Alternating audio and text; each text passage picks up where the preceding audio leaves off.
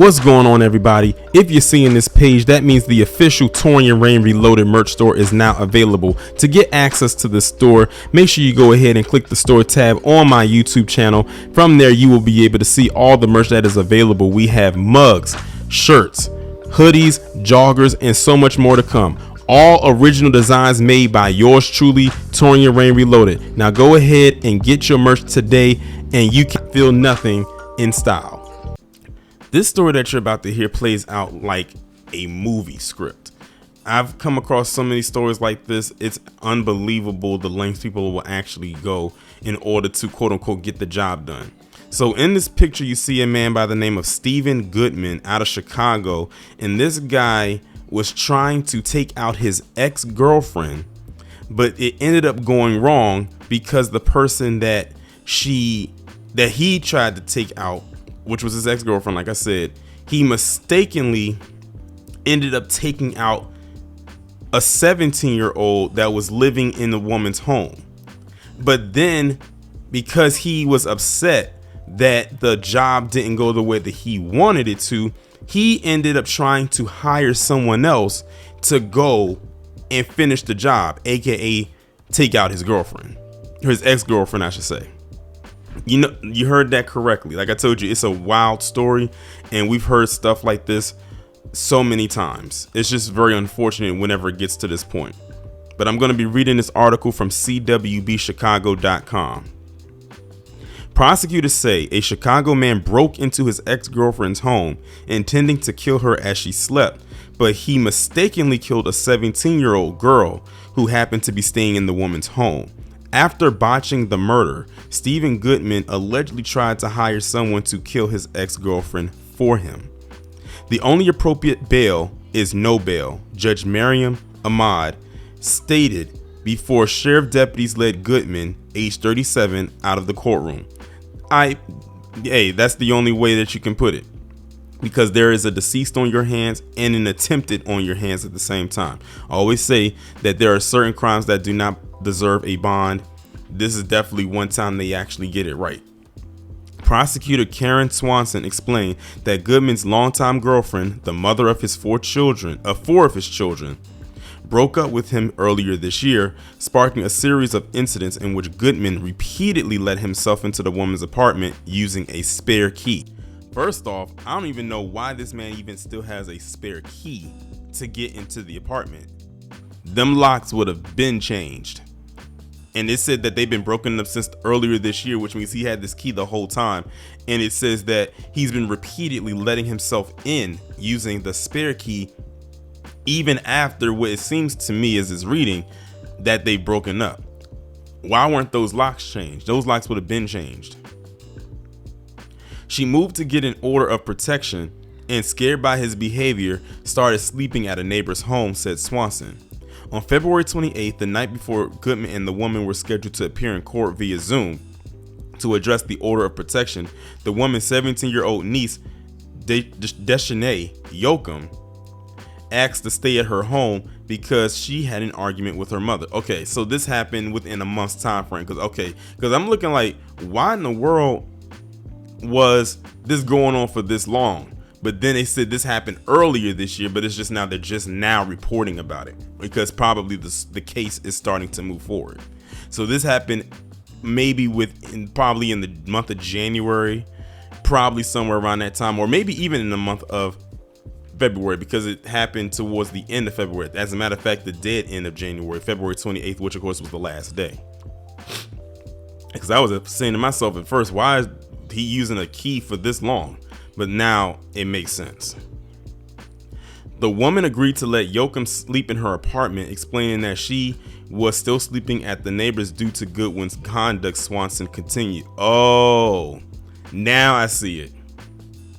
She wasn't there, so he thought that the 17-year-old, he thought that was the girlfriend. He probably just came and saw someone there and ended up killing her, thinking it was her, because he didn't know that the ex-girlfriend was staying at the neighbor's home. So yeah, so now it all makes sense. At about 3:34 a.m. the next day, the woman was awakened by gunshots, but she brushed it off as thunder and went back to sleep. During the Zoom hearing hours later, the woman became concerned because she had not heard from Yoakum, so she went to her apartment to check on her. She found the girl lying behind the door of the bedroom with a gunshot wound to her head. Swanson said Yoakum was hospitalized and succumbed to her injuries on March 11th, 2 days after her 18th birthday. That's crazy. That's wild. I wonder if it said that she had a shot to the head. I wonder if he came in while she was asleep and then just popped her. And based on the way that she was sleeping, he probably didn't even look to see what her face was, because he wouldn't have known that that this woman's, his ex-girlfriend's niece, was staying there. All he saw was what he thought was a grown woman, because at 17 she probably had some height to her, and he just saw a woman there, a grown woman, assuming it was a girlfriend, and just popped her. He probably killed her right when she was asleep. She found the girl lying behind the door of her bedroom with a gunshot wound to her head. Yoakum was hospitalized for okay, I already read that part. Yoakum was a high school senior and performed 6 times in the Bud Billiken parade, the Chicago Tribune reported in March. Investigators learned that Goodman's car had broken down sometime before the shooting, and he had been getting around in a delivery truck borrowed from his employer, Swanson explained. She said the truck's GPS showed it left Goodman's home shortly before the murder, stopped about a block from his ex's apartment at around 3 a.m., and left the area after the shooting. Someone covered up a video camera inside the truck, she said, but microphones recorded Goodman's voice inside the vehicle a couple of hours after the shooting. On June 25th, an Illinois State Police trooper pulled Goodman over for speeding and found a loaded handgun under his driver's seat, according to Swanson. Prosecutors charged him with unlawful use of a weapon, and police sent the gun out for forensic testing, and this is most likely where they discovered him or figured him out. Those tests showed a high correlation between the weapon and shell casings found at the murder scene. After losing his gun to the state trooper, Goodman began looking for another one, Swanson said. He contacted an acquaintance in July and repeatedly asked for help getting a gun. Eventually, Goodman offered to pay the acquaintance to kill his ex for him, saying she was effing up my life and he needed to get rid of her, Swanson alleged. The acquaintance told police about Goodman's behavior earlier this month. Cops arrested him on Thursday. Well, good thing the acquaintance didn't go along with it. And it's crazy, he tried to get the person that he was trying to get a gun from to go and actually finish the job, as they put it. Assistant Public Defender Catherine Stockslager represented Goodman during his bail hearing on Sunday. She questioned whether the acquaintance who went to the police with the murder for hire allegations had ulterior motives, and she argued that while prosecutors said video showed Goodman at his ex's home multiple times in the weeks before the murder, they did not say he was seen on video at her home on the day of the murder. They did forensics testing on the gun, and everything matched and linked right back to him. So, see, that's the downside of being a lawyer, is that you literally have to sit up there and lie on your own conscience to try to get your client off when you know your client clearly did what it is that they're accused of.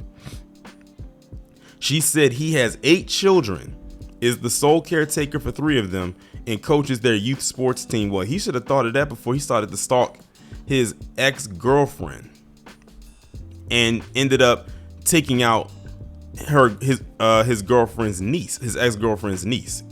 They always like to mention all the stuff that these people are involved with or do, whether it's a job or how many other kids they may have or a family or whatnot, but they don't take into consideration that that's all nice and whatnot, but you still committed a major crime where a life was lost by your hands.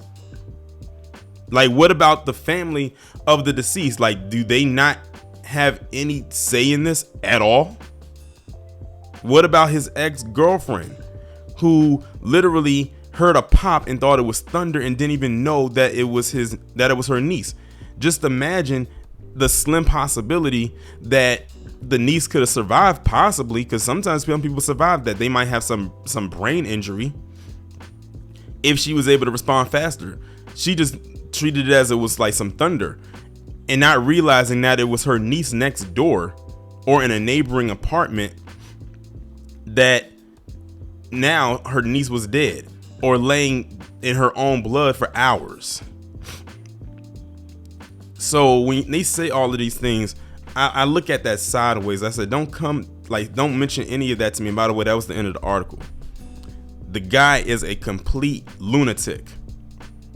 He went over there with the intent to take out his girlfriend, ended up taking out her niece, and went for months pretty much unscathed, and then tried to hire someone to go and take out the ex-girlfriend. It made me wonder what made him take so long, because he had to have seen possibly on the news. It had to be a news report about a 17-year-old being murdered inside of an apartment that he went into, and realized it wasn't his ex-girlfriend. I wonder what made him wait so long.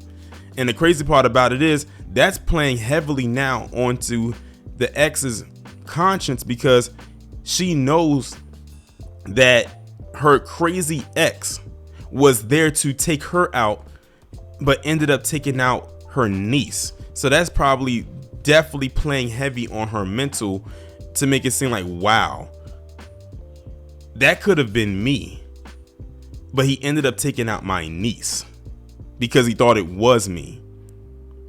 And then when I heard the pop, I just thought it was thunder, not realizing the whole time my crazy ex was over there murdering my niece. Like, it's a lot to really play on someone's mind when you think of how this story played itself out. This dude right here, he deserves a life sentence without the possibility of parole. I don't know what the death penalty or capital punishment laws are like in the state of Illinois. Maybe someone in the comment or in the chat can let me know what they are.